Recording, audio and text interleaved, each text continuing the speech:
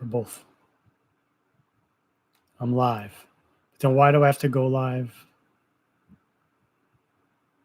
from here?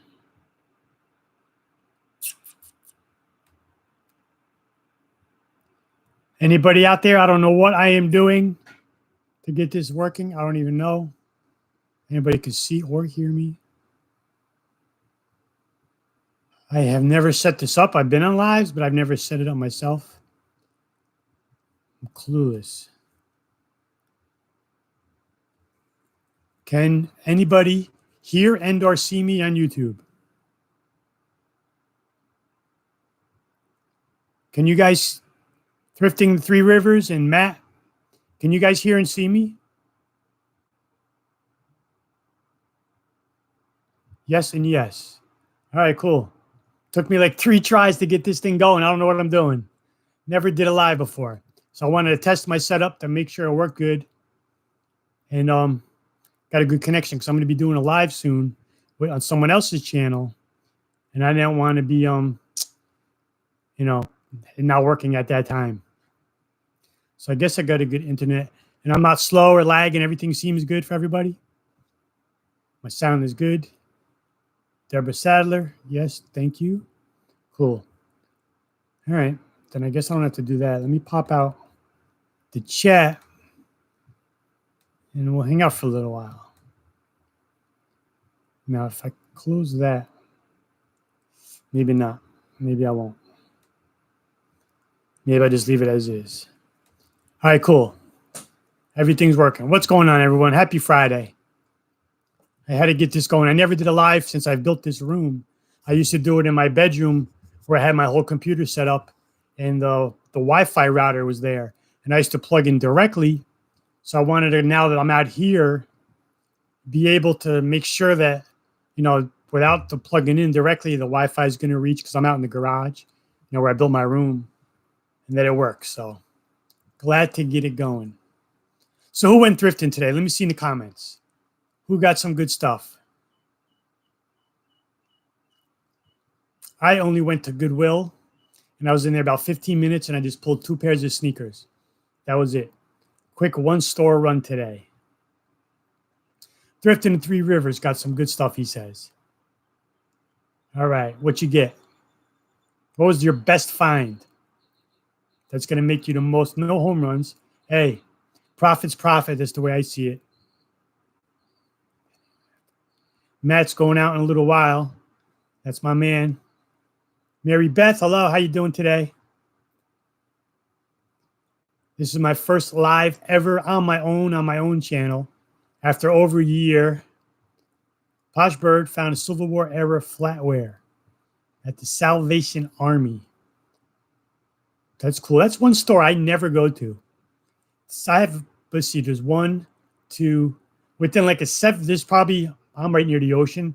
So probably 5 miles north, I have a Salvation Army, 5 miles south, and then like 7 miles west.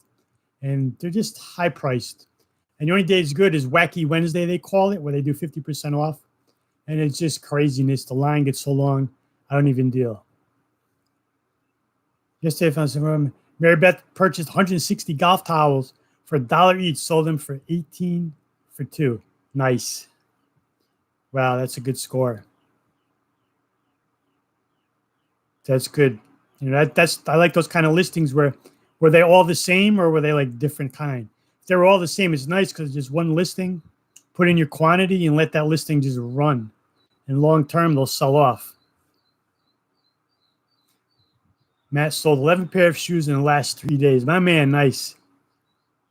Yeah, I tell you what, in the past 2 years, shoes for me were always like a tough find around here. Like the smaller thrift stores would have 1 or 2 here and there, but I was never get any kind of volume. And lately, I've been going to Goodwill. You've seen it in some of my recent videos. Where I've been going to Goodwill like 9:30 in the morning, right after they open up. And they got senior citizen hour from 9 to 10 because of the whole virus thing. So they let me in. They don't say nothing, I guess, because I go all the time. And I've been finding shoes like crazy right off the cart.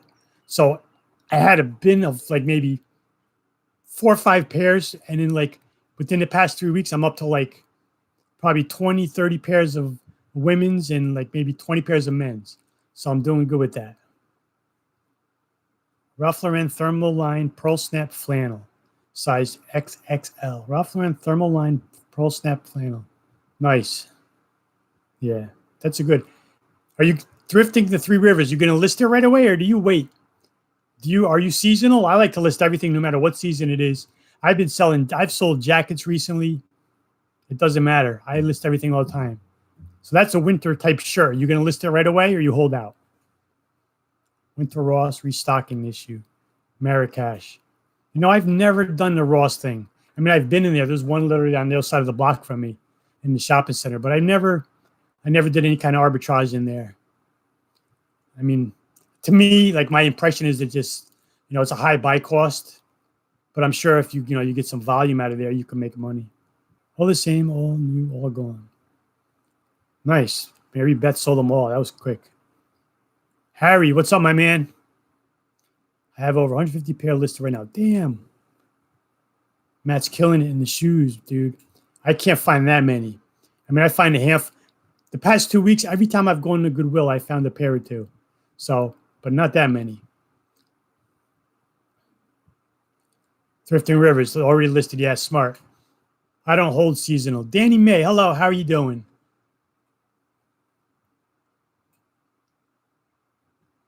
So how about the bins? Anybody go to the bins? Let me tell you a little story. So if anybody on here that's watching checks out my Instagram, if you don't _pick _AND_roll. And about 2 weeks ago, I put a picture of an airline, like a pilot's wings. I don't know if any of you saw it. And hey, Tracy, how you doing today? So the wings, here they are, right? Airline pilot wings.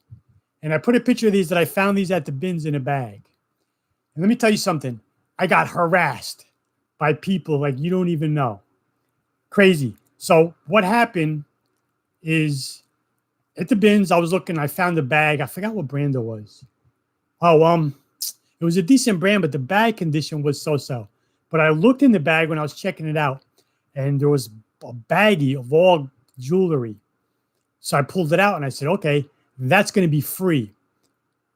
So yeah, the Haitians, yeah, Harry. Let me tell you something. I'm not prejudiced, but those are some rude people right there. And I can understand they come from like a depressed, and they got to fight for what they got. But they have no manners, man, and it gets me going. But anyway, before I get myself in trouble, back to my story. So, let's see who else is in there. So, in the bin, in the bag, I was gonna take it. It was almost like a Tumi, like a duffel carry-on bag, and there was a bag of jewelry. So I said, all right, that's going to be free. Now, the way I say it's going to be free at the bins is because the way to get things free at the bins, basically with smalls, is say you buy, it goes by the pound for the most part. Like my bins, the clothing, the shoes, like belts, hats, stuff like that, goes by weight. Any hard goods, Milko Nunez, New Jersey, what's up, my man? Any hard goods,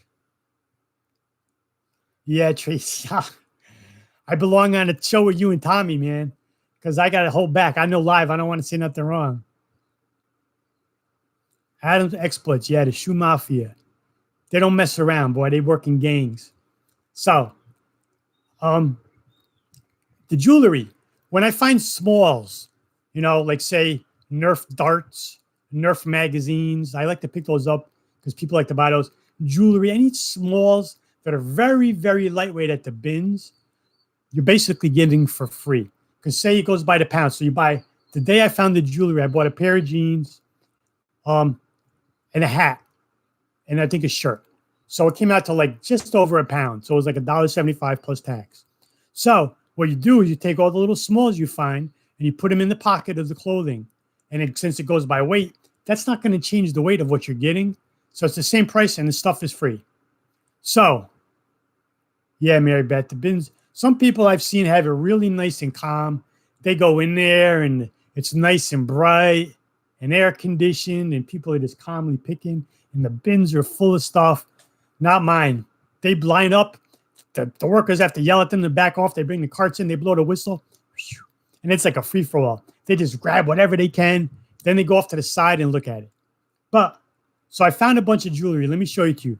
The first one that I put on my Instagram, that's what I'm trying to say, was this airline pilot's. But look, it's got 5 diamonds in it. Okay? And this isn't a plastic one. This is metal. Now, I don't know if it's silver. There's no marking. But it's got diamonds in it. So I said, oh, man. Even though they're small, you know, a few diamond chips, maybe it's worth 50, 100 bucks. So I had that. I put this on my Instagram, and I started getting messages on my DM from who knows who. One person said, you should find who owns that and give it back to them. So are you crazy?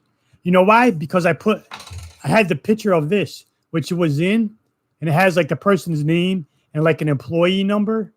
I guess my mistake. So I start getting these employees of the airlines. This was United Airlines. And they're like, we can look up that employee number. You need to find who. I said, I don't need to find. I sent this in a message. I said, I don't need to find. Now, I don't have a diamond tester, Tracy.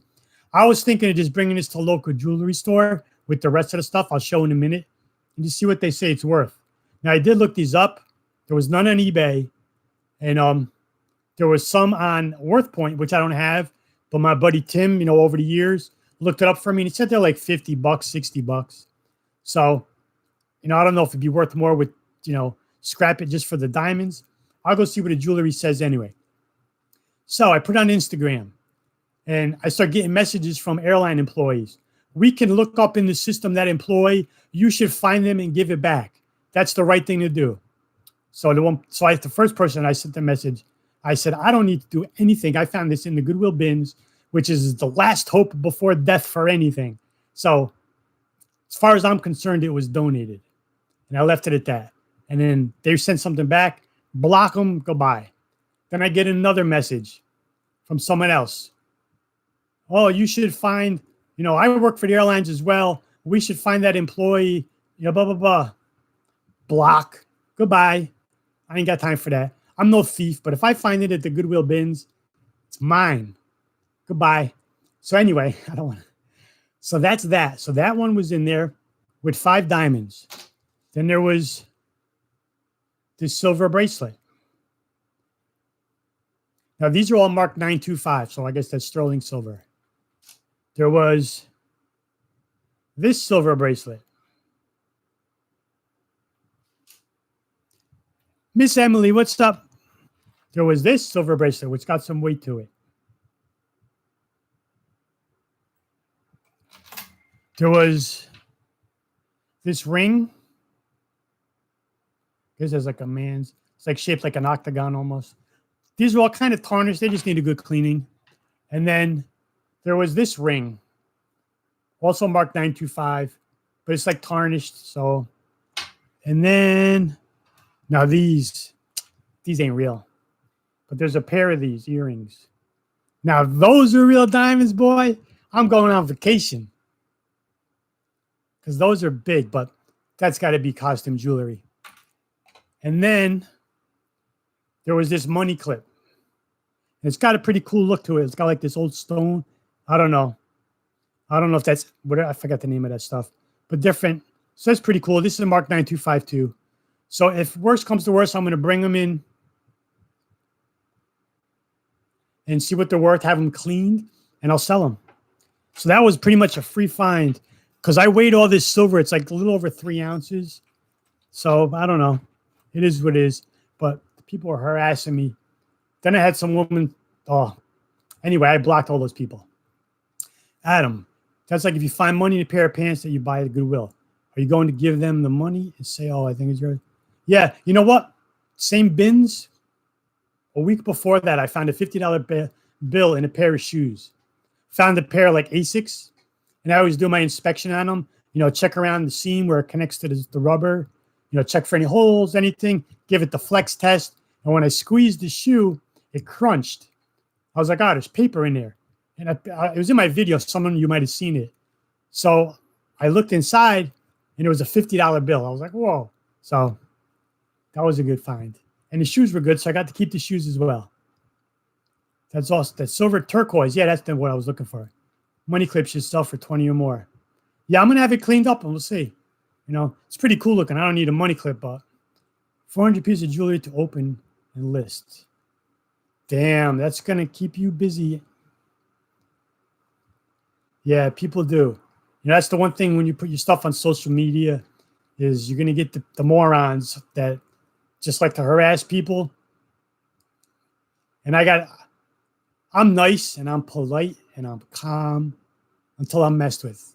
Then the old Steve comes back, the old New York Steve, and I get an attitude.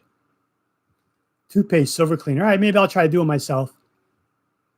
But I think the bracelets, I don't know. I mean, I'm going to sell them. Maybe I'll have them. I know they can sell like the jars you dip it in or whatever. Who knows? Maybe I'll just do that. It'd be probably cheaper than bringing it to a jeweler. Harry said, Haiti is beautiful this time of year. I'm not sure if you're serious about that one there, buddy. All right, Tracy. Bye. See you later. Have a good one. Be safe out there. All right, I won't dip it. I won't buy that stuff.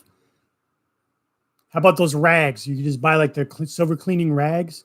Is that good?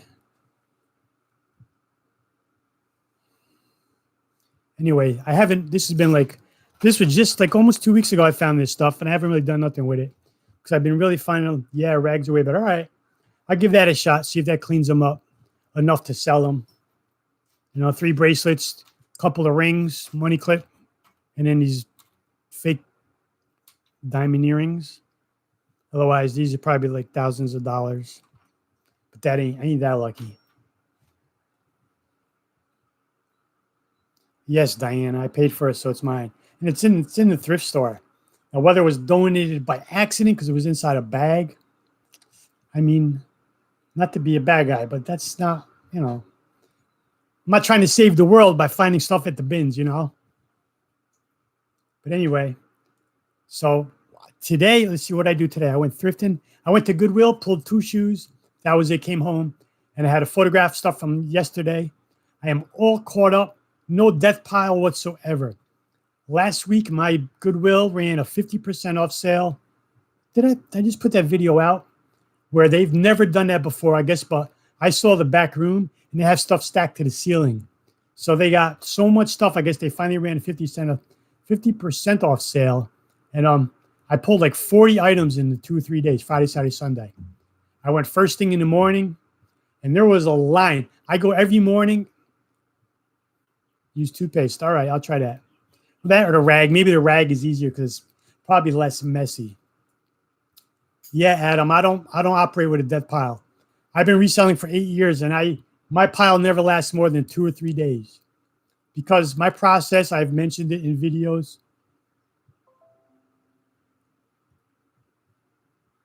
Oh shit. Hold on, I don't want my battery to die. Let me text my boys. Very quickly, one of you boys bring out my computer charger from the table, please. All right. My battery's running low. Tell me. Oh, did I die? All right, I'm still here. Anyway, so yeah, I don't operate with a death pile. Like last weekend, I scored 40 items from Goodwill in the morning, 3 days in a row, come home. And the way I've been doing things is Uncle B's, Jimmy, what's up, my man? So the way I do it, I go thrifting in the morning, some days just to Goodwill, or Goodwill in one store or a couple stores, usually home by lunchtime. Then I go in, have lunch, come out here, photograph everything. You got my charger? This one? The one that was at the table, like on the table, where on the floor plugged in. Thank you, buddy. Appreciate it. I'm going to say hello to everybody. You're live on YouTube. My man's graduating high school tonight. Sir. And he turned 18 years old yesterday. Thank you, buddy. I appreciate it. Love you. All right, hold on. Let me plug in before I lose this. It took me long enough to set it up.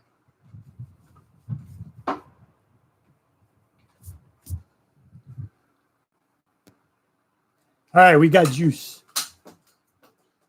So as I was saying, the way I operate my no death pile. Yeah, thanks everybody.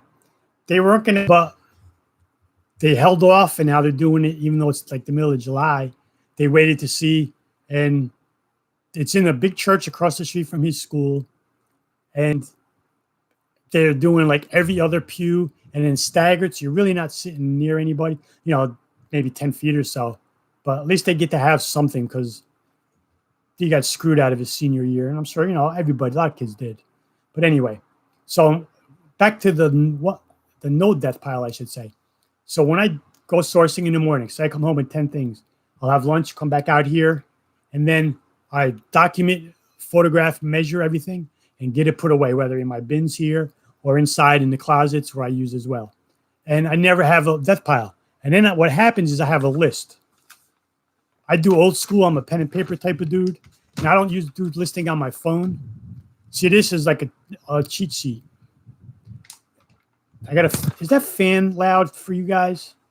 Because it's hot out here. But I'll write down the name, the colors, the size, the measurements, etc. So when I want to list, I don't have to sit here and list as I photograph. Tonight, I could be just sitting there bored. So let me go list a few things. Take out my paper, and I could just go list all the pictures. All right, awesome. I take the pictures, I dump them onto my computer, save them in the program. So now everything's put away. I have all the photographs on my computer. And David, my buddy from England, what's up, my man? And then I have a list of stuff, and I can list as will, So if I find 10 things, I might list 5 today, or most of them, but I'll leave like 1 or 2 to carry over to the next day in case I don't find nothing or I don't go thrifting or whatever. At least I have something to be active on my account. So it works good that way. Like I don't feel that pressure of, I got to take photograph and document and measure and list all at the same time. And it really works, Plus, I guess I'm a little anal. I can't have a pile sitting around. It'll drive me bonkers. Oh, David's in Northern Ireland. I'm sorry. You're right. I get confused. I guess he says mate all the time. I don't know. Sorry, David. England, Ireland, it's all the same. No, I'm just kidding, bud. So that's my process. So either way, I had 40 items from last weekend. And then yesterday I went and I picked up 10. I hit a few stores. So I had 10 more items. So I got those listed and put away today, plus the 2 items from this morning. So I literally have nothing sit around waiting to be photographed. Everything is documented, put away. But I have like 20, 25 things on my list that are not even listed yet. So later tonight or whatever, I can just go and bang them out. Just coming, UWU stream, video gaming kid. Okay, man, what's up? So anyway, does anybody, I don't know, I never did live before. Does anybody have any questions they want to ask me? I don't know if you would or not, but shoot them. Yeah, Adam, I like to be organized, If you're organized, everything is just easier, There's no pressure. I can't handle that, Look at how I do my golf clubs and my bats. It's just like everything needs to be in a place and organized. And even though these bins are labeled, I'm pulling those off. I just have random bins that I know. The bottom are shoes, women, bottom shoes, women. The next shelf is men's pants, women's pants, men's shirts. So I kind of know where everything is. I have a really good memory. Who's live am I going to be on tonight? Nobody's. But coming up soon, I'm going to be doing one. I do them once in a while, and I just wanted to test this system because I never did a connection from out here before. I want to know what the birds look like that sing in the morning. They sing all day long. Those things sing at 2, 3 in the morning sometimes. I don't know what they are. My neighbors have a jungle. Their front yard is just like all kinds of trees and bushes, overgrown, crazy, but she likes it that way. It's kind of a hippie. And those birds, just when I came in here, like 10 minutes before I came on, they were out there chirping away. I don't know what they are. Now, the parrots, we have wild parrots that fly around, and I've probably shown them once or twice. Now, those things are very loud, but they don't really sit still too long. They'll fly by, bah, bah, bah, bah, and they're real loud. But I don't know what kind of birds those are. They're in their front yard, always out there. All right, I'm sorry if I missed question. That's great. You must have seen. Yeah. Come back. My son called. Hey, all right, Danny's back. Where do you get your shipping supplies, Diana? Just Amazon. I mean, for the USPS, USPS.com, and I order all the, the usual suspects, the shoebox, 1097, 1095, 1092, the box number 4, I think, which is the 7x7x6, the padded flat rates, the Tyvek envelopes. I guess that's it for the USPS. And everything else, like I get some eBay supplies when I use my quarterly coupon. I'll get like the 8x6x4s or the padded envelopes. I use a lot of those. And other than that, like for bubble wrap, my vinyl poly bags, my clear suffocation bags, those I just look on Amazon. I have links actually in the bottom of my comments if anyone's interested. Of course, I get a little cutback on that. But I'll just look, and find a good price and order them from there. Now, I don't want to, let's see.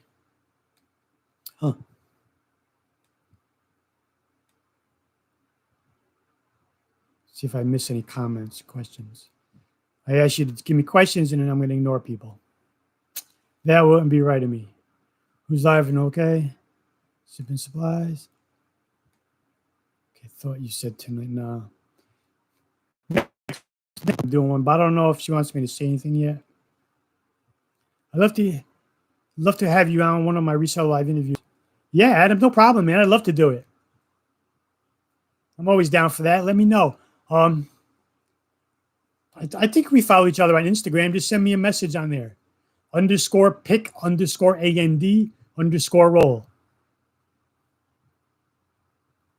Danny me Adam, he was supposed to get. Steve, whoa. Come on, don't jump. Do I ever take road trips to source? No.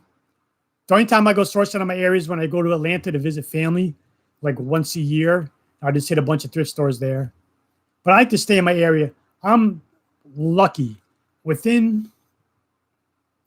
I have Goodwill, 2 St. Vincent de Paul's, Salvation Army, and then 1, 2, 3, 4, 5 local thrift stores that are really good. Like one supports a drug rehab, one supports a food pantry, one is like supports like kids school supplies for kids, from underprivileged neighborhoods. And they're all good. And all of those are within like 5 miles of my house. So I literally don't drive far at all. And if I go like 7 to 10 miles away, there's 1, 2, 3, 4 more Goodwills and like a couple more Salvation Armies. I don't even hit those. I just stay right within my area. So I can hit all these stores round trip. My mileage is like 10 miles and I'm home again. What would you want to try to sell but have not yet? Mary Beth. What would I want to try to sell but have not yet? I don't know, man. It's been pretty much, I've been reselling in one form or another on eBay for 8 years. And I've even worked at a mid-century modern furniture store where, like when I was doing this kind of part-time-ish, and I was listing their stuff on OfferUp and LetGo and eBay and selling furniture on there. And then the guy who rented space in the back of the store, there was like an automotive garage. I used to list and sell cars for him on eBay. So I've listed, cars, and I've had to, get shipping across country for automobiles and motorcycles. So what would I want to try to sell but haven't yet? Now, if you want to say what I haven't found yet, there's probably some things I haven't found. I like selling bags, and I have yet to find a Filson bag. The brand Filson. Of course, I find a lot of Toomies. And for some people, they've never seen one in the wild. And in the past 2 years, I've probably sold 20 of them, 15. But Filson is a brand that's good for bags. I like to find one of those, But it's also very regional, like things you're going to find. Where you live in the country, some brands are going to be more populous than others. So that's all. But I don't know. I'd have to think about. I'll think about that one and let you know. Would you get a bulk box? I got one and on the way. Bulk? No. I have bought from liquidation.com before, probably 5 or 6 years ago. I bought, well, twice, more recent, once like 3 years ago too. I bought a bunch of men's neckties, and it was a box of like 350 ties, and it cost me like delivered $120. It was a lot of work because they all came just loose and jumbled together. So to measure and photograph that many ties, there was probably, I would say 30 throwaways that were just no good, but the rest were like shelf pulls. And I just listed them individually, which was a nightmare. But I sold off most. I think I still have actually like 50 left after like 5 years. But I sold some in a bulk, and locally off Craigslist, and I sold a lot individually. There were some nice brands that I sold for like, 20, $30. Then I just did like a $9.95 free shipping right across the board. And I would just fold them, put them in some tissue paper and into a 6x9 bubble envelope. So it cost like $3 to ship. So I paid, it was like 40 cents a tie or something. It came out to be 60 cents. And I was making like $5 a pop. But I haven't done any bulk other than that. Just to liquidation.com. What's up with this? Get your USPF free soon. They're on the way behind. Yeah, I'm due to order a bunch of things again too. I meant to do that. Thanks for saying that. Last time I did it was like a month and a half ago, and they came in like 2 to 3 weeks. It wasn't so bad. But yeah, thank you, Adam. I got to do that. Do I have a Q4 plan or business as usual?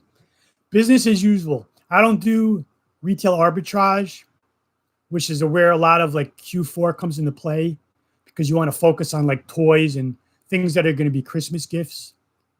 But, as far as me in the thrift stores, it's, I hit all the categories, and just, whatever I could get, I get. Of course, I comp everything, so I make smart buys. But yeah, right now I'm back in the growing phase, because with the shutdown, my inventory dropped without sourcing. I was maintaining just around 300. I never wanted to go more. And of course, without this room at the time, I was kind of like at my limits of storage in the closets. But now that I have this room, I can store and put stuff inside as well. I could probably get up around, I don't even know. Right now, I'm building back up. I'm just about almost 300, 270, I think. But with the shutdown and no sourcing, and I had no death pile, my sale and things were selling, I dropped all the way down to like 200, I think. So I'm working up. It's hard because, that's one of the hardest things is if you really want to make a good growth in your inventory. And if you have things that are selling, it's a hard thing to do. It's a one step forward, 2 step back type of thing. Because you source today, you find 5 things, but then you sell 5 or 6 things tonight. You went nowhere. So that's a hard thing to grow. But I'm trying to get up there. Man, I'm falling behind. Now I know why people always fall behind, because I try to answer everybody. Bulk is easy. All right, maybe I'll look at that website. Why not try a few new stores to see what you could get? Yeah, I mean, the thrift stores, I've been to all of them. If you're talking about like doing retail arbitrage, Walmart, Ross, Home Goods or whatever those stores. I mean, I guess I could. I don't know. That's really, I don't know. But if you're saying try new thrift stores, I've been to the ones that are like 10 miles away, and I can really, I'm growing and I can sustain my business just from like the 7 that are near me. I really can, because Goodwill, their clothing is so high priced that I barely touch it, except for when they had the 50 off sale.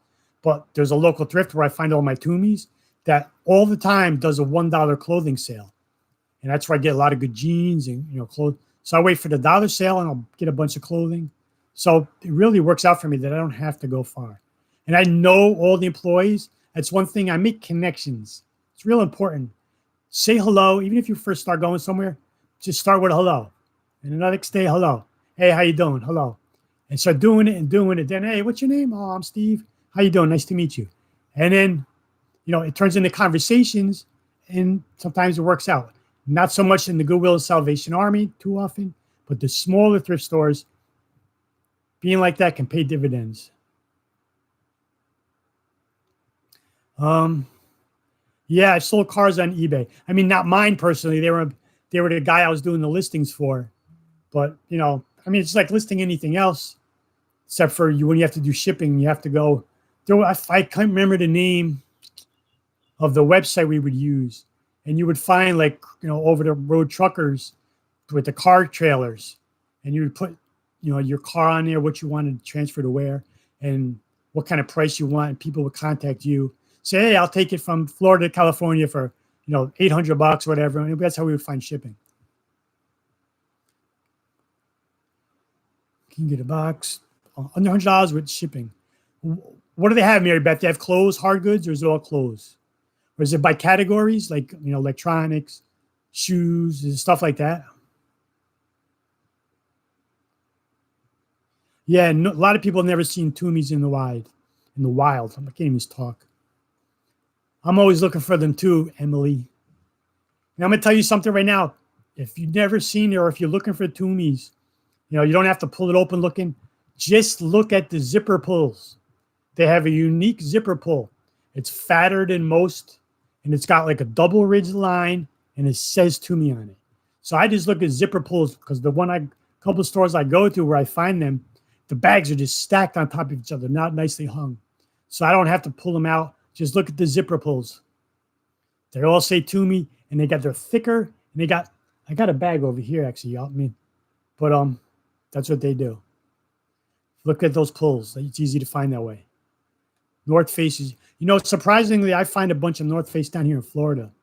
Because even though I'm just north of Miami, a lot of people go on ski trips like we do every year. We go to Colorado to go skiing. So, and typically they'll donate it right after season. So, but yeah, I'm sure, in the north there's even way more than down here. Marrakesh is in Seattle, home of Filson. They're still very hard to find. I seen Chris, what's his name? Oh, drawing a blank. You know what I'm talking about. He finds Filsons once in a while in Texas. Found a Hartman briefcase. Still have to. Hartman's good too. I never found that either. Steve, if you click on someone's name, you can add mod and give someone a wrench because the trolls come. You need to.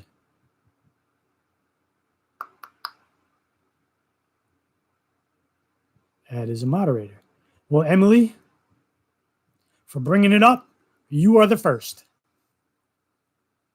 Who else wants one? Everybody. Everybody gets a wrench. No, I don't have time for that. Steve, okay. So your cost was about $1.10 a tie? No, because I got like 350 and it cost me $120 delivered. If it was like 40 to 60 cents range, something like that. Angie, what's up? Haven't seen you in a while on here. Miss Angie, does everybody know Angie? Dizzy Angie? Hope everything is good with you and the kids. And your man, tell him I said hello. Do I still make money when you skip the ads when you watch your videos? I don't know. I hit skip on everybody's too. So yeah, don't worry about it. And I'm still making a little money. Because I'm sure that nobody sits and watches those ads and we all get revenue. Not a lot, but I get it. Haven't seen me source books. Nah, my book career is done, Mary Beth. I haven't sent a book to Amazon since last October. So what's that? 2, 6, 7, 9 months. And I'm still selling them. I'm down to I haven't even checked my inventory level lately, but I'm probably down to 100 or less. But every couple of days I get a book tour sale. I just looked at it yesterday. Year to date, I've sold $1,300 in books on Amazon, and I haven't sent any in since last October. Too much work. It's heavy lifting. It's a lot of work. And I was doing that and eBay and Poshmark and YouTube. And even though my strongest month doing books, I did almost $2,000 in sales just on Amazon for books. it was just too much time scanning books and too much heavy lifting. Then when you get home, the whole process of scanning them in and relabeling them with the Amazon barcodes, packing them, it was just too much work for me. So I stopped that and I just focused on eBay and Poshmark. Yeah, Adam, just talk to people, man. You never know. You know, like that's why, like, even with like Goodwill, I say hello to all the workers. I mean, I go there all the time and I stand out because I'm in the chair, but they all know me. They'll say hello. So like the other morning when we had the 50% off sale, there was lines in the morning and the lady opened the door. She was the assistant manager. She was like, senior citizens only. And everybody who had been standing there for like 20 minutes, I sat in my car. They were like, they didn't know. And I got out and just went right in. She opened the door. How you doing? And let me in. I'm not a senior citizen. And I saw some people look and I was just like, you know, and sometimes just saying hello and being friendly, those little opportunities make a difference. Bonafide hustler. Yeah, Chris, that's the one. Emily's the first mod. Yes, you are. I don't even know who to mod. Everybody's found my first Lululemon in the wild. All right, yard sale steals 300. I found a pair yesterday, actually. And they were in good shape. And if you don't know, yard sale steals 300. Did your Lululemon, did they have a tag in it or no? Because everybody rips the tags out. I've never found, I think if I found 20 pairs, I think I found one pair that's had a tag in it that had the size. The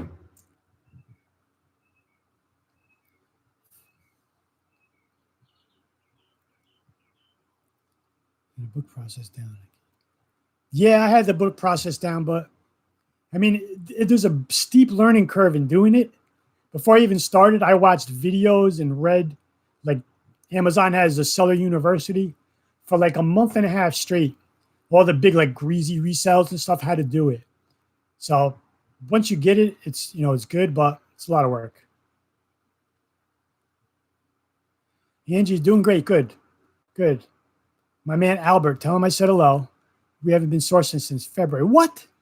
Oh, I forget about the virus. Yeah. Can you believe it? Listing my debt pile. I have over 700 items. Hope you're staying out of Broward. Remember what we talked about? Are you still going to make a video about driving your car? Yes, I thought about that the other day. Damn, I haven't talked this much in years. Yeah, I thought about that, Posh Bird. I would like to see how it works. Yeah, I'm going to do that soon, I promise. A Lululemon down vest? Wow. That's nice. I only find pants, sometimes a top.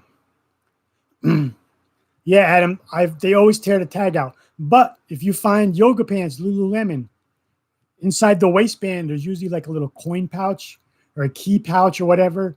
Or sometimes on the back, like the upper waist, there's like a little zip pocket. Look inside those, and there's like a little tiny dot with a size number on it. That's typically where you're going to find your size because they rip out the tags. I don't know why. I guess they're annoying. Yeah, I guess they're itchy. I don't know. How about these Amazon return places called Daily Deals? Yeah, there's one of those kind of near me. I don't know if it's Amazon returns, but it's like that. Where it's like the day they get their shipment in, everything is like $7. Then as the days go by, 6, 5, 4, 3, 2. The last day it's like 50 cents or $1. And then it re-ups and they get new inventory. I haven't been to that though. It's kind of like the bins, but pricing different. But I know someone that goes on there locally, that he goes there and find some decent stuff. No big home runs. Stay in your territory. That's right. West Coast. I'm East Coast. I'm just playing. That'd be cool if you ever come over this way. Maybe we could get together and. Sorry, I won't have to go. All right, David. Thank you, buddy. Be safe out there. Have a good night.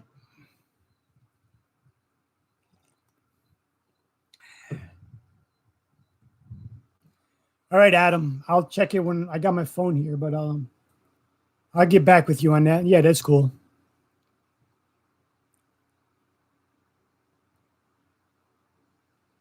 Yeah, I don't know. I mean, it's going to bring a lot of employment, that's for sure, Emily. I don't know if they get rid of stuff though. I mean, because everything they have belongs to somebody, unless it gets lost in inventory, which I've had that happen. And actually, I sent out one of the things today. One of the things when you sell on Amazon is you can recall your items. You can have them disposed of. Like I have books, and once sometimes with books, Mountain Man, what's up, buddy? No problem. This is kind of spur of the moment thing. I was just testing my system, and I figured I'd come on and shoot the shiz. But anyway, with Amazon, you can dispose of your items if they're not selling, if the price drops out, and you're going to lose money from if it were to sell or from storage fees. So you could go on and they'll dispose of it. But I don't think they're going to donate or sell it. They probably just, I don't know, actually, I don't know what they do with it. Or you can have the stuff returned to you. And I had a bunch of books that the prices dropped out, and I had them recalled to me because, man, it had to be like the end of last year. They did free recalls. So it didn't cost anything. So I had like 100 books sent back to me. And in the box, there was these pencils, like these charcoal drawing pencils. It's like there was 4 pencils in a pack, like 3 shades of black and a white. And there was like 20 packs of them. And I didn't know what they were. Somehow they got sent to my box. And what am I going to do with them? So I listed them, and I've been selling like packs of 2. I think I have 3 sets left. Selling like packs of the 2 4-packs or whatever for like $15. So it was free inventory. Am I originally from New York? Yes. The town called Port Chester, right along the Long Island Sound, I-95, like 10 minutes north of the Bronx. Literally, by the way, the bird flies, I was like 20 miles north of New York City from like Central Park. But like, of course, to drive down there, you have to take a few different roads. And it would take like 30 minutes to drive in. Good place. We're just far enough outside the city, but close enough. So like when I was a kid, we used to just hop on the train and go walk around Manhattan and get into trouble. Good times. Different days, though. Different days. If something happened, we get in a fist fight. It's not like now. Now you get shot. Yeah, Tesla Picker, he has an Amazon return store. Yeah, it's all basically the same concept. I think they change the price as the days go by, and then they re-up their inventory and it goes back. So, of course, the first day, the fresh inventory, the price is the highest because you find the best things. Yeah, same day delivery. That's pretty amazing. Even next day is amazing. It's so cool. Like you don't have to like plan too far ahead of time. If all of a sudden you realize, oh shoot, I'm out of bubble wrap, or you're out of something, or out of tape, you go on or something you need, you go on Amazon, and you have it the next day. It's a cool concept. And the fact that they could pull that off is, they're the conglomerate for sure. They sell the liquidators. Yeah, so that's probably where that stuff comes from. It's all stuff that was disposed of, didn't sell. Thunder. Afternoon thunderstorms in Florida. I love charcoal drawings. Yeah, they're cool looking. I can't draw, but no, Emily, you can't bring stuff over there. They do not take in person unless they're changing things. You cannot deliver yourself. You have to ship it, even if you live across the street. Yeah. I mean, all the stores make, I guess, yeah, Amazon does. I don't know why I said I wouldn't know. Because even like Walmart, Home Depot, Lowe's, they all sell pallets. I know a guy a few years ago when I worked at the mid-century modern furniture store. He rented the warehouse next door to the store. And him and his buddy did that. But they had to sign a contract. And they would literally, it was like every 2 weeks they would get they had to buy at least a half a 18-wheeler full. And it was all returned and open tools from Home Depot. And they would put yard sale signs out, and they would open up their warehouse, and there would just be like a free-for-all. People come in, $5, $7, $5, $8, whatever. So, but they had to sign a contract, and they had to buy, I guess, I don't know if they're all like that, but that was Home Depot, and they had to buy a half a truckload every 2 weeks at minimum. Yeah, you're getting that tropical storm, Posh. I saw that on the news. It's hurricane season down here. It starts June to the end of November. But we typically don't. I mean, it's been thunderstorming every day, but we don't get the hurricanes until like September, October. That's when we really have the risk of them. Peter Millar Summer Comfort Polo sell. Yes. Yes. Peter Millar Summer Comfort Polos are great. Now, not going to be high money. Depends what you're paying for it, Noel. But they're better than the regular Peter Millar or the dress shirts. The Summer Comfort Polos. I just sold one like a week or two ago. You could probably, depends on the color and size, I would say 20s, you know, maybe $30, but that might be pushing it nowadays. But figure in the 20s, but comp it. You know, offhand, I can't remember, but I want to say in the 20s. So if you could get it for a couple of dollars, Peter Millar Summer Comfort is definitely good. I often pass on the Peter Millar polos and I only look for the Summer Comforts. Bye, Danny Mae. Thank you for coming by. Nice to see you. And you be safe out there. Take care. Thank you for watching. Danny Mae is always commenting on my videos. So I appreciate you.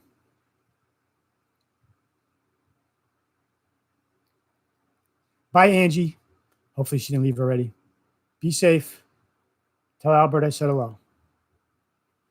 Dan, Art Vandelay. My man Dan, what's up, buddy? That dude makes me laugh. You got that like quirky no offense. I speak my mind, but you got like a quirky awkwardness to you. And I love it. It's very funny, man.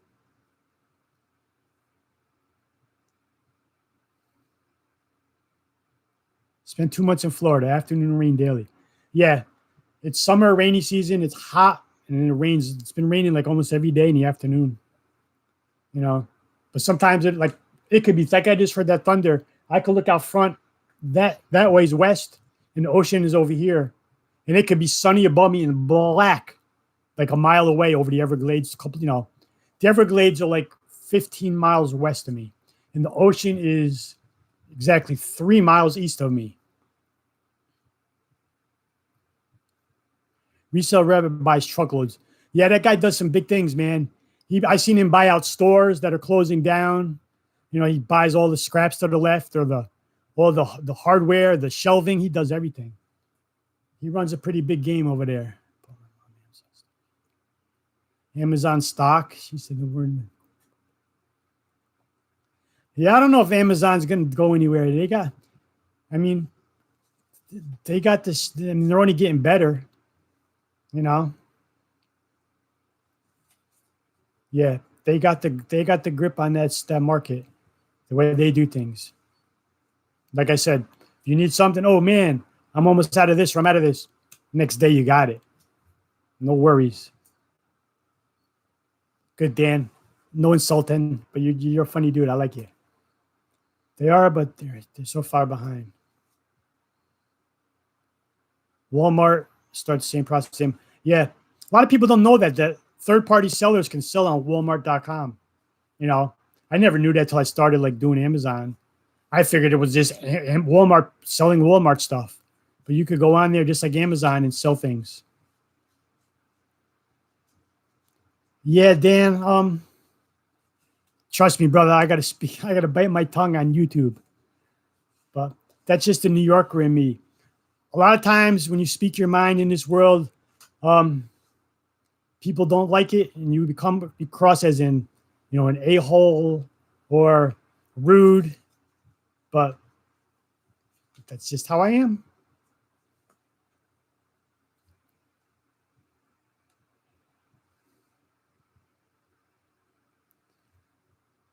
All right, I caught up with the chat. Cool. She's a mod now. Now, just for that, I got to add other people in so you're not the only one. All right. Here you go, Dan. Who do I know? Mary Beth. How you like that? No cockiness in here, Emily.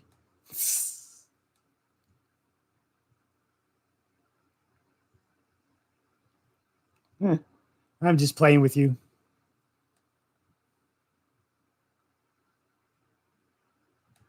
I don't know who to add. I don't want to start offending people if I don't add everybody. So yes, to drop shipping. Drop shipping. I don't like that. No, I mean on Walmart, people can literally you can list your items on Walmart.com, just like on Amazon. Yeah, you could do drop shipping too, but I don't like that business model. Yeah, Posh. It's such a people give New Yorkers like it's just a stereotype, but it's true. You know, when you grow up and I was born in New York and I lived there till I was 30 years old.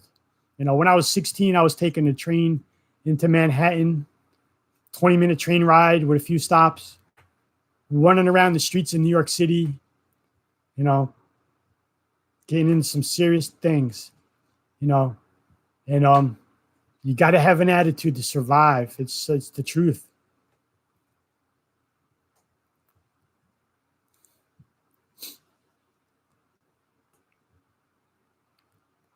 Mod. Everybody will get, I don't know. I either got to do everybody or I'm just going to leave it there. I've seen no trolls. I'll handle trolls. You have to be tough to live in New York City. Yeah, New York City is I haven't been up there in God 15 years, 16 years. But like I said, I was born there until I was 30 years old, then I left. So, you know, school trips in elementary school, we used to go to the Bronx Zoo or the Museum of Natural History in Manhattan. And that's how close I was. And once I got a teenager, we would take the train and run the streets.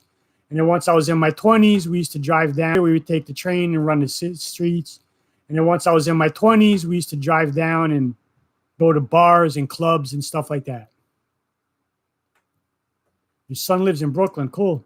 Yeah, Brooklyn's changed. When I lived in New York, Brooklyn was it was a shady, tough area. And from what I've heard and seen on TV and things, it's really flourished and it becomes like a place to live now. You know, it wasn't so good back in the 80s, I would say, when into the 90s. But I guess, the things I've done in New York City, I can't even say. But never got arrested. So that's a good thing. There's a difference between being bad and being bad but smart.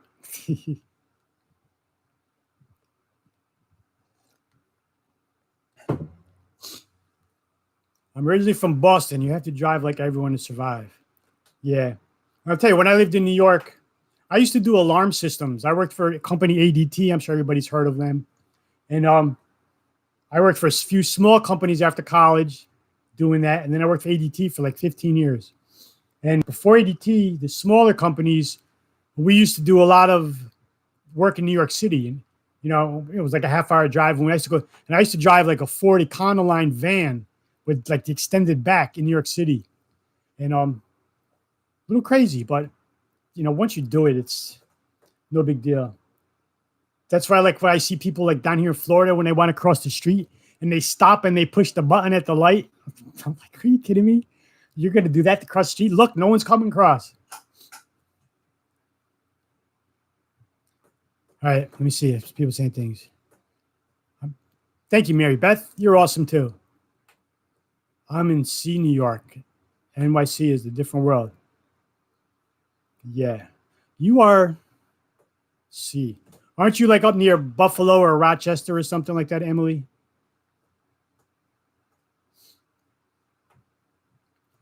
I'm listing Rock Band guitars this week. Took a while to research. One even has a dongle. That was a nice discovery. Yard sale steals 300. Yeah. And there's a big, comp them right. Look at the sticker on the back because there's a big price discrepancy in Guitar Heroes. And I'm going to give you a good example. A couple of days ago, I sold one. I think it was the Les Paul Xbox guitar. And it sold for $48, which was pretty much right in line for what they were going for. About a month ago, I sold, I forgot the name of it, the Stratocaster for Xbox, and that sold for $124. And I think the Stratocaster one, it was red, is like the second highest one. So, make sure you can do your good comps on it as for what it's called on the back to price it right. Because like I said, 124 for one and 48 for another one. But yeah, those are good finds and they sell quick. The ones with the detachable necks are always easier to ship. But even if you don't use a 1097, 1095 box, I always get confused. Whichever is the bigger one, put the base in, drop the neck in on the side, slide. You could cut the other one probably in half because the neck will stick out like 6 inches. Drop the other one in over the top, tape it together, and it's good to go. Syracuse. Yeah, you're in Syracuse. Buffalo, Syracuse, it's all the same. Steve, do you have a video on your shipping process? I have a bunch of videos. Like, I think they're in the eBay 101 playlist about like certain shipping ways. And then I just have a lot of my thrift videos. At the beginning of them, I would just show like what I was shipping that day. I'd show you different ways that I would pack like the 4 or 5 things with jeans or shoes or a hard good and what kind of envelope I would do or what kind of box, because every item is just so different. But one thing that's good to do, I don't know, Deborah, is just make sure you have the bye Posh Bird. Where'd she say goodbye? Got to go live, but live is cool. All right, do your thing. Salvation Army, get some good stuff. Good luck. But I don't really have a shipping. Yeah, I have some videos on shipping, and some of it just built into videos. But there's so many different, just make sure you have all your right supplies. That makes your job easier. You can never have enough supplies. As you see, I got and I got more I got to order. These are all just extra stuff. I got a shelf over here to my side that has in a bin drawer, all my stuff. Drop shipping is a dangerous game. Yeah, I don't like that. That's not. But I mean, so I guess some people are really successful at it, but to each his own, Regular shipping, yeah. Yeah, just regular shipping. There's, like I said, it's built into my videos. I find them everywhere. Listing 2 today, even one for parts, $20. What are you talking about, Emily? I missed it. Guitar Heroes? No. I don't know. I left my mouse inside. I hate doing this touchpad thing. Emily, what are you saying you find everywhere? Listed them 2 today, even one for parts. Oh, guitars. Yeah. Yeah, I thought I sold just the neck of an Xbox. I think it was Xbox One Guitar Hero. I put it at the bin, so it was like a couple bucks. And when I got home, the whammy bar, I think it's called, would like flop. It was limp. And it wouldn't stay up. So I was like, shoot, I don't even want to deal with the people complaining. And I heard you got to open it up and put rubber bands to fix it. So I just pulled it apart, had the detachable neck. I said, let me see if someone will buy just the neck. Maybe a kid smashed it or whatever. And it sold like within a week, just the neck. For like $17, something like that.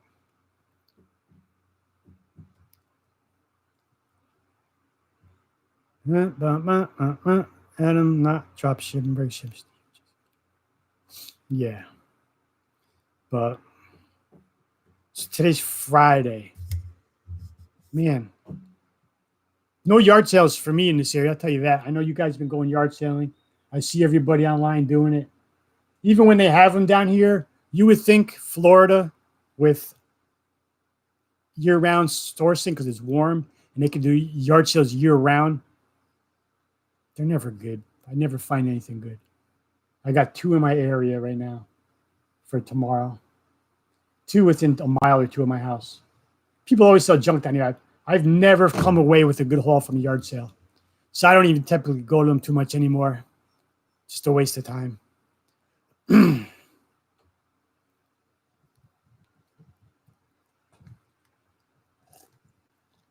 Wow, you got the Xbox or whatever drums? Yeah, that's got to, I don't know. I don't never found or messed with those. So I don't know how much they come apart. That's got to be, I mean, anything is shippable, but it just got to be a pain to do those. But I hear they go for some decent money.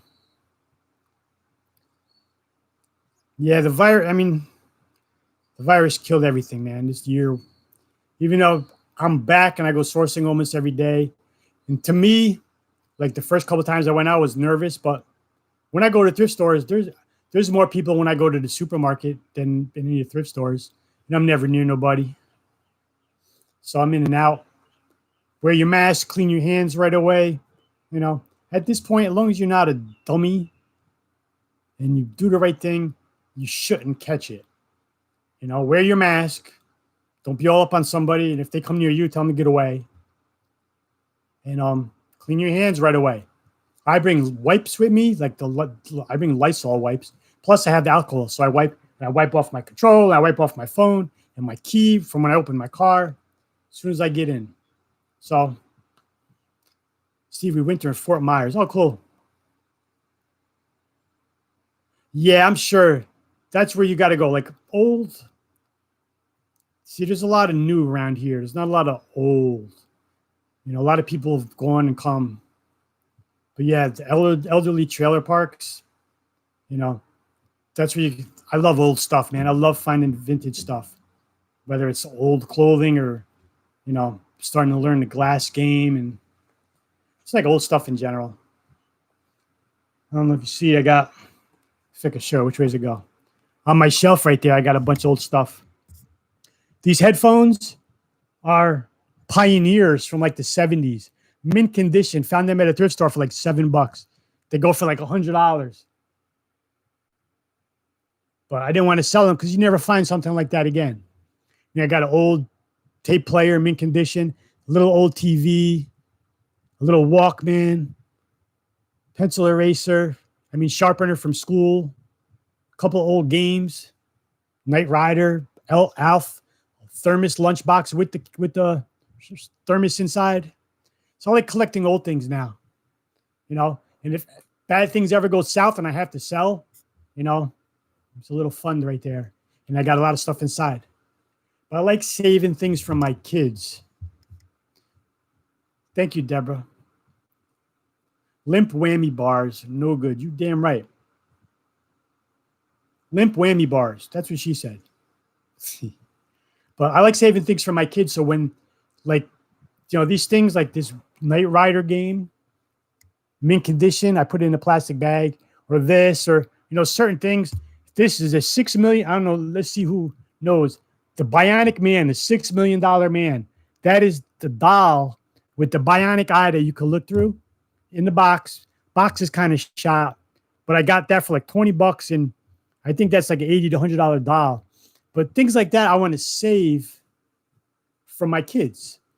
Because if that stuff's 20, 30, 40 years old now and is really cool and old, you know, when my kids are my age, that stuff is not going to be around. So I have a nice box of things, sports memorabilia, and just odd things like that I'm saving. So when they're old, it'll be really, really cool. 4 kids is a lot of work, Emily. Stevie Winter.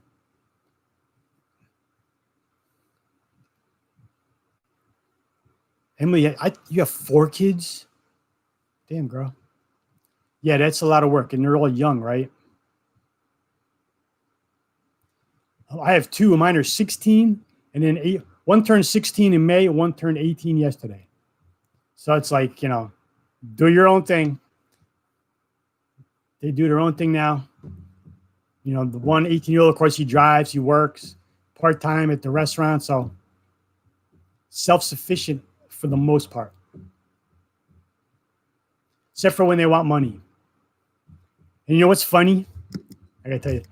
Tell me in the comments who can relate to this. When, like, my son works part-time at a restaurant, he makes good money. He works at Outback Steakhouse. So he makes tips, and now it's slow. Joey, what's up, my dude?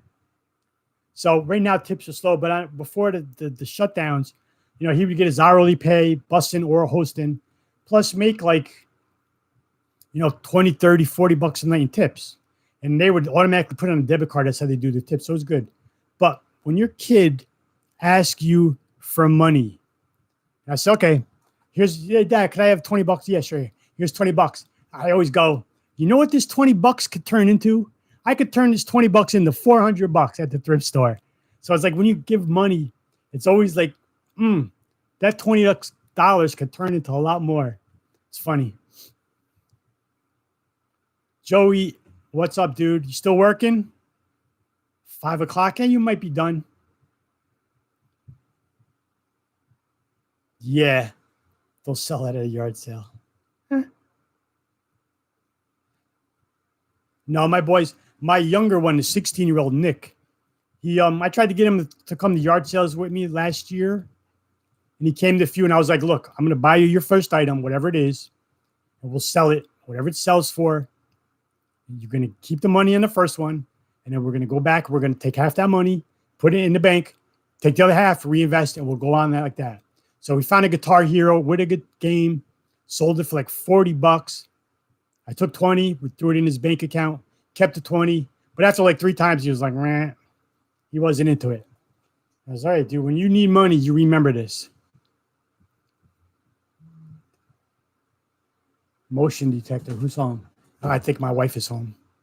Speaking of my wife, I've spoken about it before in my videos where we have a connection.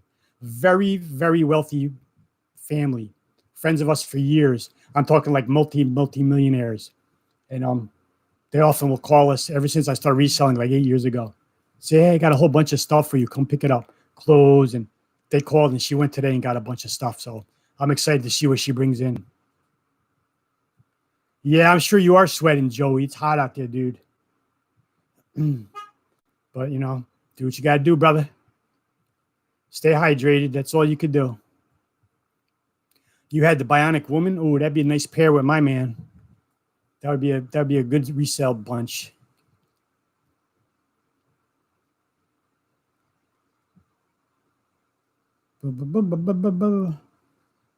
Yeah, right, Emily. It's like when I give them 20 bucks, I'm like, oh, I could buy a few things at the thrift store and turn that into a few hundred easily. I went to Plato's Closet the other day, and they were having a 50% off sale. Today, she called and said they want to make markdown videos. Shoes. Nice. Yeah, it's all that. There's zero effort in it. Zero effort to say hello, say hello, say hello. Turn the hello into how you doing. Turn the hello into what's your name? I'm so-and-so. Turn it into, hey, what's going on in the back room, or you got any sales upcoming, or, you never know. At worst, you get nothing out of it, a few words out of your mouth. At best, you get a good connection. All right, Adam. I'll get with you on Instagram, buddy. It's 5 o'clock, so soon I'm going to get off because I got that graduation at 7. But over this weekend, I'll get out, or the beginning. Yeah, probably tomorrow I'll message you, bud. Thanks for stopping in, man. I don't even know how many people are here. Where do I even see that? 22? Okay. Not bad, I guess. I didn't schedule this. I think I came on and canceled it and deleted it. I couldn't figure out how to go live either from my dashboard or from StreamYard. I'm not even watching it. I don't even know what I did. So the next time I do this, I'm still not going to know. I'm going to have to figure it out again.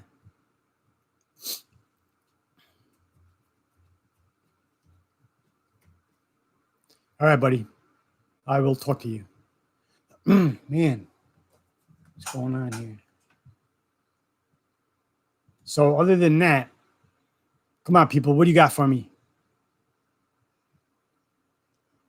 How many sales did everybody send out today? I sent out 2 hats, pair of jeans, pencils. 1, 2, 3. I had 6 packages I gave my mailman. And I got 1 more sitting over there, a pair of boots from Poshmark that I'll drop off tomorrow. So not bad. And Poshmark, I don't share at all. I know people don't like Poshmark because you got to share, you got to share. I put all my clothing, all my shoes, any hat. Well, not all the hats, only like some really good ones. But like belts, any accessories, and a few home goods on Poshmark. And once I list it, I hit share to my followers. And I never share again. I know people say you got to share your whole closet like 2-3 times a day. Ain't got time for that. So I just leave it, and I still get 2-3 sales a week on Poshmark, and I'm okay with that. Just to back up. Emily sent out 4 today. Very good.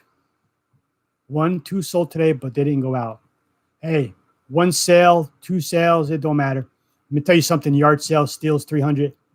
Don't look at people's Instagrams or YouTube videos and compare yourself to what they're doing. Because especially on Instagram, a picture of a pile of packages going out means nothing. Nothing. You can send out 20 packages and make less than someone who's sending out 1 or 2. It's all in what your basically your buy cost for those items and what they sold for. So it's all what your profit is. Piles mean nothing. So don't get hooked up on your numbers. I always look at this. Look, if you can make $50 a day, which typically 2 or 3 sales, whether it's a pair of shoes, figured what? Okay, so on average, typical thrift store sneakers that you find, say a pair of Asics, a pair of Brooks, you might sell for $30, right? That's about, I'd say average, some in the 20s, some in the 40s, but let's say $30. And let's say even if they cost you, $5 or $10, you're going to make $18 to $20 on it, right? Well, if you have 2 or 3 sales like that every day, let's say, hey, I'm live on YouTube. You come in here, you're going to be on the show. Come here. I'm live. There's people watching. This is my daughter, Dana. It's his wife, although I do look like his daughter. Hi. She's been in 1 or 2 videos of mine. I had a test because I'm doing a video Wednesday with Emily. So I wanted to test the setup. So I did a live, and we've been shooting, just talking. Look, no one's even saying hello. No, they will. It's just a little delay. Our son is graduating tonight. I told them. Yeah. Scary. If you guys got little kids, I know Emily, you have little kids. I don't know who else on here has them. It goes by quick. Yeah, bye. Nice seeing y'all. So what the hell was I saying? Oh, piles mean nothing. So if you could just profit $50 a day, and typically on average, you could do that with 2-3 sales a day, which, according to sell-through rates, that means you only have to have 200 to 300 items in your store. You can even do less if you have some really good stuff. $50 a day, 30 days a month. That's $1,500 a month. Now, that's not chump change. No one should feel bad about, I only made $50 today. Because I don't look at it as daily. Look at it by the end of the month. $1,500. There isn't a person that would deny $1,500 for packing 2 or 3 items a day. Easy work. And thank you, Diana. And at the end of the month, $1,500, that's a mortgage payment plus. Some people that's 2 mortgage payments. So that is not chump change. So be proud of 1 sale. I mean, once in a while, I have days I don't even sell anything still. And I don't care, because 2 days before that, I might have sold 10. And the next day I'll sell 3 or 4. And it all averages out. Don't ride the roller coaster. Just do your thing. Source, list, sell, pack and ship. Source, list, sell, pack and ship. And the roller coaster is going to go like this. You're going to get a lot of sales. You're going to get no sales. You're going to get a couple of sales. You're going to make big profit. You're going to make a little profit. And at the end of the month, it's all going to work out. And some months are going to be better than others, but that's the game. And if you can't handle that, get out. Do I stock up with new tag items for 4th quarter holiday sales? I mean, I don't purposely go out looking for them. If they're in the thrift stores, I always unless it's unless it's like Old Navy or something, I don't touch brands like that. But new with tag, yeah, anything. But I don't purposely go out like to Ross. Like we talked about this earlier. You probably weren't in here. But I won't go out looking at, retail arbitrage, you could say, for stuff like that. Oh, man. I need water. Your yard sale is working on getting your average price up. Yeah, I mean, don't, just do it. If you do it and let the time go, you're going to see things are going to happen. I don't like, a lot of people watch, like when they put a listing up, especially new sellers, how many watchers they have. Oh, I only have 5 watchers on this item. So what? I pay zero. Yeah, Joey. Italiano. I pay zero attention to how many watchers my items have, because sometimes I'll just see it when I'm in my dashboard doing things. And a lot of the things I sell have 0 watchers. Clothing is not a high looked at item, but I sell clothing constantly. That's like my main thing. So don't get hung up on that. Sort your thing. The play is smart sourcing. Use your comps. I've been reselling for 8 years in different varieties. I've been doing the thrift store way for about a little over 3 years now. And I still comp nonstop in the store. Comp items, comp. And when you comp them, don't just look at your sale price. Oh, this sells for $30. I'm going to buy it. It's $10. Look at the sell-through rate. You hit that filter, look at that number. How many are listed? Then you hit your solds. And first look at what everything is listed at. Oh, they're listed at 25, listed at 30, listed at 35. All right, I'm in the $30 range. Then you see, there's 1,000 listed. Toggle over to solds. First thing you look at before you check those prices, look at that sell-through rate. If there's 1,000 active and there's 10 sell, that thing's going to take a long time to sell unless you price it very, very cheap.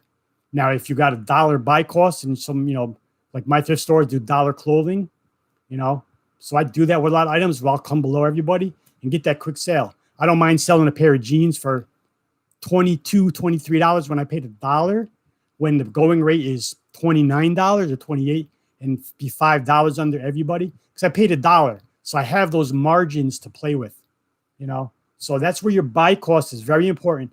Buy cost and sell-through rates. Check your sell-through rates. I put out videos. I've been putting out a few lately, things that have been selling in under 24 hours.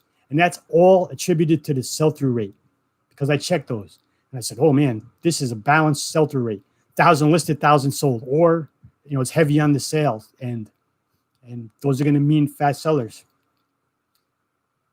Do you stock? Nah, I'm working on getting my average.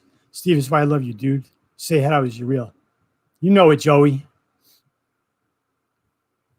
Italian, New York. It's all stereotypical, but it's true. Because we're Italian. Yep. Thank you, Steve. You're welcome, Milko. Do you give offers to watchers? Once in a while, yeah. Like, I like to have at least 2 watchers. I don't do it if there's just 1 watcher. It's just one of those things. But I don't do it all the time. When the mood hits me, because I don't go on YouTube, eBay a lot on my phone. I take my pictures, I dump on my computer, I do everything on the phone. But once in a while, like if something sells and I go on and I log in on my phone and I'll say, oh, let me see what's going on. And it shows like 60, send 60 offers. And I'll do it. And sometimes you get sales, sometimes you don't. Maybe once every few weeks I do it at that. And I've had times where I've done it with 30 items. And within like a half hour, I had like 4 or 5 sales. And other times where you get nothing. So it's just, it is what it is. Because you never know what those watchers really are. Are they people who are selling? Or they just... So it's all a game. You just got to play it. Uh-oh. Why is my connection unstable? There it goes. Hope I didn't lose you guys. I'm still at the freaking looking everything up while sourcing. It makes a huge difference. Yeah, man. There's no shame in that game. I comp things constantly. Constantly. There's very few things I don't look up. Even if I've sold them before, because don't go by just a brand name. Within a brand, there's also bad lines. Like someone mentioned Peter Millar earlier. Peter Millar, Summer Comfort, Golf Polo. Good seller. Sell pretty quick if it's a nice color, nice pattern, good condition. Priced, in the 20s, high 20s. Peter Millar, which is more of the cotton one, not the light silky one, not as great as a seller, you know? So it's, even though it's a brand, don't get hung up on brand names. Comp it anyway, because it's not always going to be a good seller, even though it's a good brand. That's a good tip. I send offers to watchers, then I leave it alone. Yeah. I mean, it's all you could do. If they buy, they buy. You can't force people to buy things. You know, our job is to find the items at the lowest price that sell for the good price, that have good sell-through rates, and to list them online. That's what we do. And then when it sells, we do customer service of packing and shipping. That's the game. So find them for the least and sell them for the most. You know, I mean, some people get into the analytics on eBay, and, you know, I personally, I don't pay much attention to that. And I have good, you know, there's other people having a lot more sales than me, but I'm cool right now where I am. Yeah, Nico. Milko, I said Nico. You know, it's all flash and mirrors, as they say, or whatever it is. Pictures don't mean nothing. I might have done it once or twice, but I don't like to put a pile of packages going out. I mean, you feel proud of it. You should feel proud of it. But you could have 20 packages going out and be losing money. Listing, packing, sourcing, shipping, bada bing, bada boom. Yes, ma'am. That's all we could do. It's an addicting game. Very addicting. The sourcing is addicting because what's that? But you can't. You got to like really temper yourself. You can't get hung up. And like, oh, I got, because then you get anxiety. And you're like, I got to get there. Oh, I'm late. Oh, it's 10 o'clock and they open at 9. Someone's finding something. I should have been there already. Don't do that.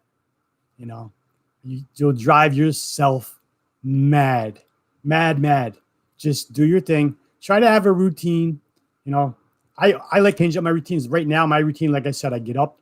Right now I go to Goodwill first. I was going into bins first thing, quick pass through out of there, hit the Goodwill like half hour after they open, hit the carts. They're doing the senior citizen hour. So no one's really there. I'm finding good stuff right off the cart before it hits the shelves. And then either I'll come home and then do my process and I'm done for the day. Then at nighttime, you know, after dinner, me and my wife watch the TV. And then before bed, maybe I'll jump on and do a few listings. And that's it. Or I'll hit a few other stores on like Friday. I like to go Thursday, Friday. I go other stores besides the Goodwill. Then I get home later in the afternoon, photo list, or if I have too much, I don't do it. Then Saturday or Sunday, I'll photo, document everything, and I'm done, no pile. And then I feel free to go and do it again. But I wouldn't be able to go, like I said, like last weekend, 40 items. The other day, 10 items. Today, a couple. So if I had those 50 items still sitting here, I wouldn't be able to go sourcing again. But maybe I'll talk about that stuff on Emily. You're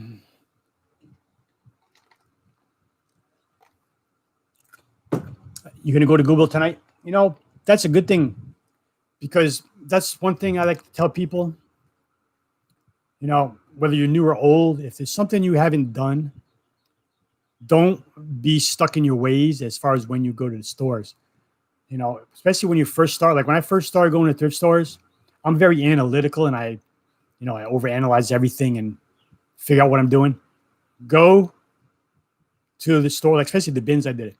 Go to the store in the morning, you know, for a week. Don't do it for one day. One day is not enough of a factor to give you an answer on how it is. Go for a week or two, every day at the same time.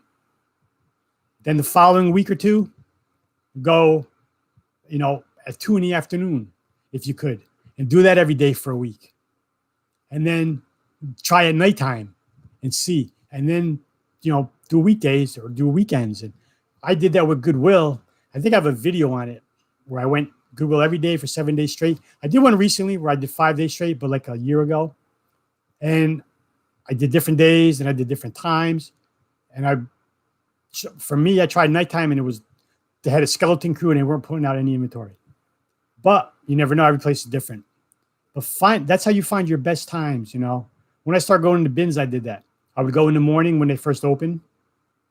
and I would stay till like noon, from like 8 to noon for like a week. I did that, which was a long time in there. And I would watch, even if I only got a few things, I would watch how often they bring out the carts, how crowded it's getting. What are the people that are there? Because I never forget a face. So I would see these people. Okay, what are they getting? Oh, those people like to go for the clothes. That lady goes for the shoes. Those few go to hard goods all the time. And I would learn. Then I went back the following week, like in the afternoon for a week straight. See if it was different. Oh, it's way more crowded. They don't bring out carts as much. And you find your best time and your best way to do different stores. And every store is different. It's just like the inventory that every store has. Every store is different. Goodwill, I barely even look at the clothes. They sell men's dress like a polo is $8. Like a hoodie, $8 or $10. Too much. Their jeans are $8. Too much. When I could go to my local thrifts that do clothing for $1 sale, pretty often I don't touch the clothes at Goodwill. So I go to Goodwill, I hit the carts, then I fly over to the shoe shelves. Shoe shelf? You know what I mean. Then I would go through the bags and then a little shelf of hard goods that they have. They don't even have a lot. And I'm out of there. But then I have another thrift store that I would do the clothes. Then I would go to the bags where I find the Toomey, then the hard goods, So every store is going to be different as well. Once you start thrifting often, you'll learn each store and you know what department to go to. And it makes your thrift time shorter. So you don't have to go, all right, spend 2 hours going through every department in this store.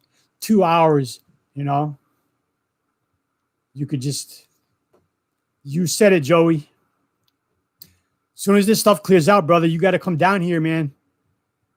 We're going to do a day. We're going to get you a lot of good stuff. So every store is different, and it cuts down your time in the store.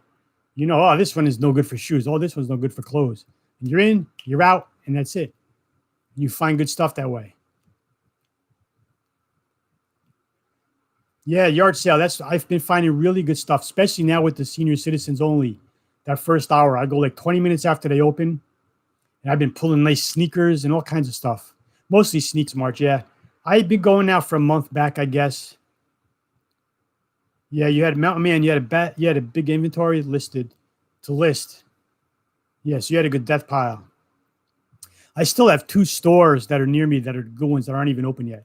The hospital thrift store, which of course it's at the hospital, they're not going to open until it's really safe. And then the local one that's a food pantry, because the back of the building is a food pantry for like underprivileged and sick people. So they don't want to close the pantry down. So they leave the store closed for now. And that's where I find all my Toomies, or most of them. So that's my best local, and it's still closed.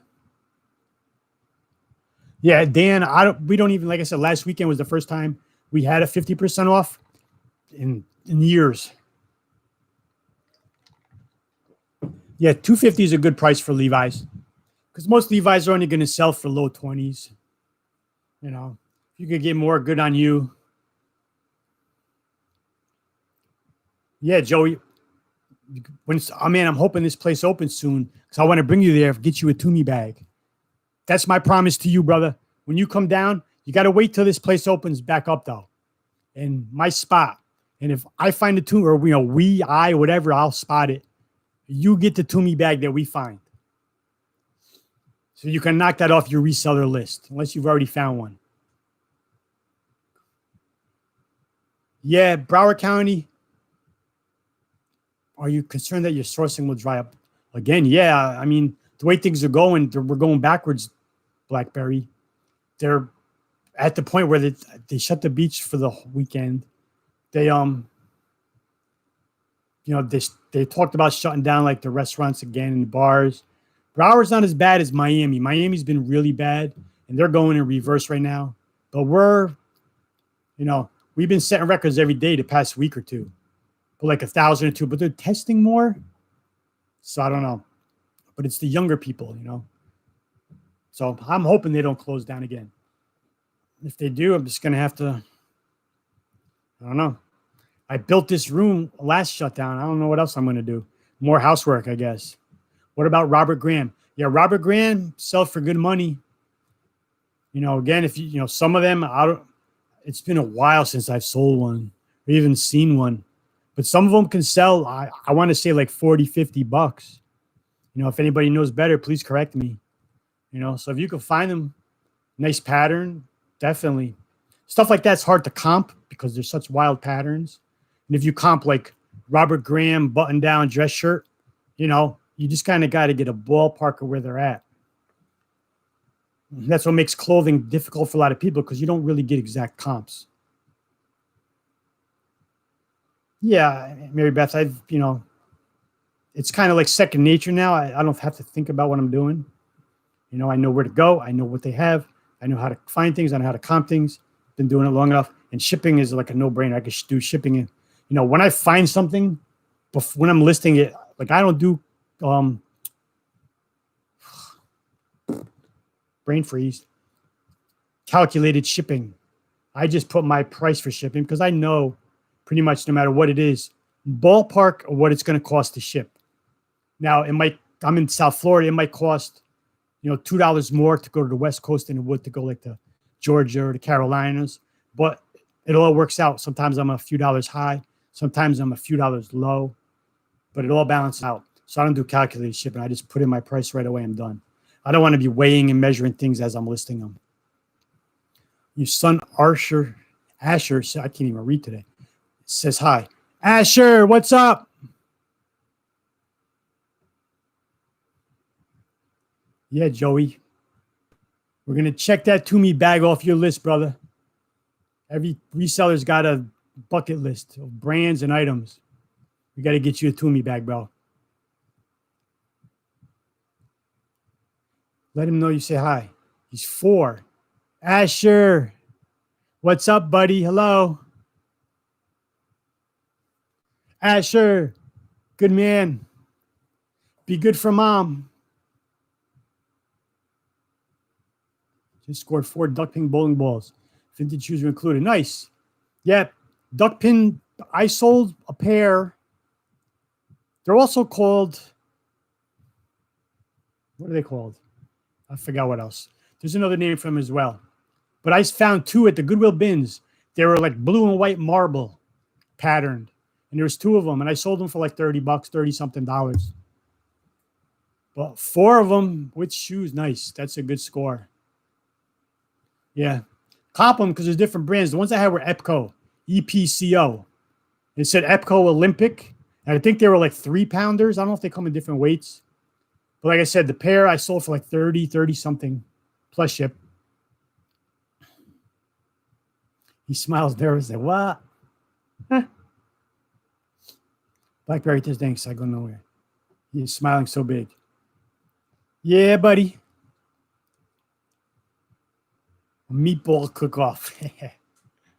Yeah. I make a mean pot of sauce and meatballs. I learned from my mom and my grandma.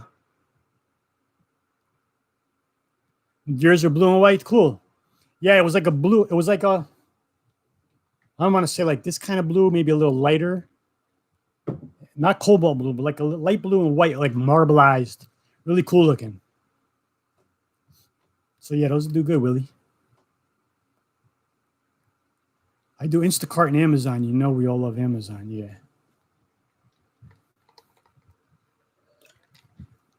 All right, Emily. I'll see you later. Thanks for stopping in, participating, being the first mod. And I'll see you next week. Can I mention clothing brands that have gone down in value? Peter Millar is a little bit. Tommy Bahama, the Hawaiian silk shirts with the coconut shell buttons. And if you didn't know, those brown buttons, some people say they're wood. They're actually made of coconut shell. Those have gone down over the past 2 years. I just sold one like a week or 2 ago for only like 22 bucks. They used to be like in the 30s. God, that's a tricky question offhand. Some Levi's used to be a little better too, surprisingly. You know, there's certain ones, 560s, which are no more made. They're no longer made. Those have been discontinued. I forgot how long. 560s, you know, average Levi's are going to be only in the 20s. I think what brands have gone down. That's a tough question, man. Like off the top of my head, I could say Tommy Bahama, the Hawaiian shirts for sure. Those are definitely going down in value. Even Merrell shoes. If you look at shoes, like some Merrell shoes, like the men's, like the suede mocks you slide on, those seem to have gone down. Polo, I don't touch polo. I mean, I guess I don't know. I really can't speak on polo. If anybody knows, yeah, I don't. To me, that's just too much of it out there. So I don't really touch those. Polos, I don't touch. Tommy Hilfiger shirts, I don't touch. I mean, I see that every day in the thrift stores. Brooks Brothers shirts, I don't touch. I mean, unless you could get, the dress shirts, unless you could get them like $1 each and you can make a bundle of like 3 or 4 the same size, then you could, make it worth your while. I don't know. I don't know what other brands. I'm sorry. Hard to say offhand, top of my head. There's so many brands out there, And that's the thing with new resellers. You go in the thrift store and you start seeing a brand, you're like, oh my God, there's Polo, Tommy Hilfiger, Ralph Lauren, Ralph Lauren stuff or whatever, even though that's kind of Polo. You gotta be careful. Because that stuff is flooded out there, And even in Polo, you got the different colored tabs. So there's different lines. Polo, let's see if I can rumble this off the top of my head. Let's see how good I am. You got Black Label, Ralph Lauren or Polo, I'll say. Black Label, top of the line for men. Sells for good money. Now I'm talking about the tag in the back. Ralph Lauren, black. Purple, I want to say, is the top for women's. Correct me if I'm wrong. Then you got the blue, which is probably the most common you'll see. Then there's yeah, I'm going to fail. I know Chaps is down the bottom. The green tab, RLR, which is Ralph Lauren, LOR. Those are kind of low, medium. The green tags are the bottom. Those are I think those are like department store Ralph Lauren type, and not like Macy's store, things like that. I want to say the green tab is the best. I like how you find all those jeans. Yeah, like I said, like the one thrift store that's still closed. When they do dollar closing, even if they don't have the dollar sale, their jeans are $3 or $4. So that's where I get them. And they always have good ones, and you never know what you're going to find. Because jeans, your average used price is only in the 20s. You're going to find some that are going to sell in the 30s. Few a little more. But you've got to be like, okay, they're going to sell for in the mid to low 20s. Overalls, if anybody ever sees overalls, pick them up. That's a good bolo for you right now. I'm going to tell you. Oshkosh, Smith Brothers. What's the other one? Dickies. The denim overalls with the strap, like the farmer bibs. I've sold, let's say, in the past 8 months, probably sold like 5 or 6 pairs that I don't find them all the time. But whenever I found them, within a couple of weeks sold. Mid-20s. So they've never lasted long. So overalls are, if you find them in their good condition, they're good. And that's the thing with jeans. Even some of them in bad condition, people love that look. Rips and holes and tears, strings hanging. They love that distressed look. So it's all in your buy cost. Depends what it is. All right, 3 more minutes and we're getting off because I got to. Graduation starts at 7. Do you test video games or systems? I don't know. I never find systems in any video games. Even video games I rarely sell. I rarely find them. Rarely. None of my thrift stores have them. Just don't. Recently, I found, if you saw my What Sold that I did when I was down in the Florida Keys like a week ago, I had like 6 GameCube games. I don't test them. I just look at them. If the disc looks good and there's no, you might have a little scratch, but if there's nothing that your nail will grab, I just say it's working. I don't say anything. I don't say test it. I don't say working. I just sell it. And if you're buying it for $1 and God forbid it doesn't work, tell them I'm sorry. It worked last time I used it. Refund them. Tell them throw it out, not return it, so you don't have to pay return shipping or anything, and you're done. So you lost $1 or $2 on the game. But I don't have consoles. My kids have Xbox Ones, but I don't test them when I do get them. As long as the conditions looks good, you're typically going to be all right. Carhartt, yeah, that's a good overall brand. Jackets, pants, they're heavy. They got that, it's like that heavy material. So let's see. One more minute, people, and I'm going to go. Wow, hour 45. This goes by fast. Maybe I'll do this more often. This is pretty cool. You have 2 Levi with big E, blue, and red tag. Aren't they worth more? They could be. I want to say that they started making big E's recently again. So not all are vintage. I would Google. My upcoming video, I'm going to do I'll probably edit it tomorrow. There's a website called VintageGuild, GUILD.org. They have a lot of brands, and you could click on the brand, and you scroll down. It's going to be in my next video. That's probably going to come out Saturday, Sunday, I'll say when I edit it. And it'll show you pictures of tabs and labels and what years that product is from. So you could click on L, and you find Levi's, and then scroll through. But just Google Big E Levi jeans, how to tell if, fraud or, fakes. And there's things on the rivets to look at. There's things on the zipper, the tags. There's different. But I want to say that Big E's are also made more in modern day and not just old ones. So I would look into that more. I found one a long time ago. Well, no, I would say maybe 3 years ago. And it was more of a modern one. It wasn't a vintage one. So just look those up real good.